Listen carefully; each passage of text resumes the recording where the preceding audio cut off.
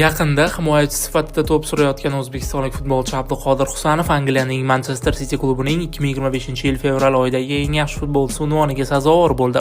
Ushbu yangilik sport doiralarida faol muhokama qilinmoqda va rossiyalik mashhur jurnalistlardan Aleksandr Troitskiy ham voqeadan chetda qolmadi. U o'zining Telegram kanalida post e'lon qilib, ushbu voqea haqida o'z fikrlarini bildirishga qaror qildi. Assalomu alaykum. Abduqodir Husanov haqiqatan ham o'tgan oydagi o'yini tufayli bu e'tirofga loyiqmidi? Bugungi videoda mazkur savolga javob topamiz. Sportga qiziqasizmi? Unda sizda katta daromad egasi bo'lish imkoniyati bor. Sizlar uchun kanalimiz hamkori Adinix eng yuqori koeffitsiyentlarni taqdim etadi. Sevimli jamoangizni qo'llab-quvvatlang, millionerga aylaning.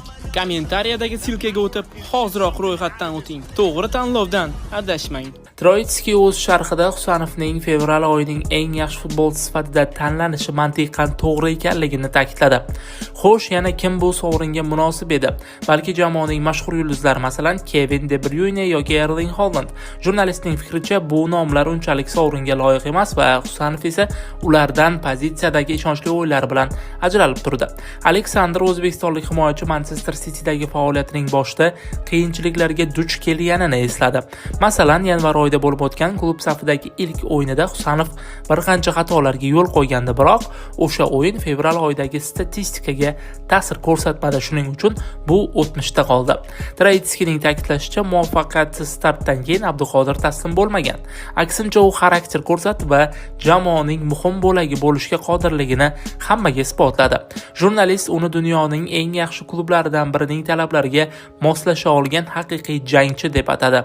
Bu fikrga Husanovning fevral oyida Manchester City'ning turli turnirlardagi 5 ta uchrashuvda qatnashgani asos qilib olingan.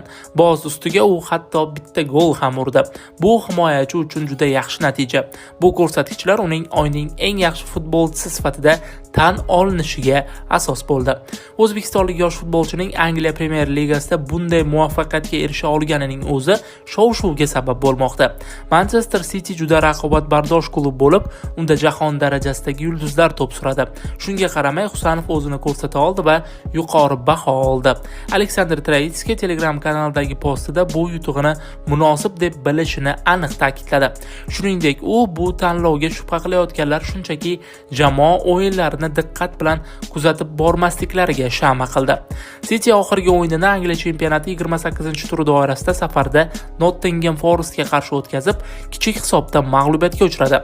Biroq Husanov ushbu o'yinda jamoasining eng yaxshi futbolchilaridan biri bo'ldi va hisobni yiriklashib ketishni oldini oldi. Nima deb o'ylaysiz? Husanov City'da mard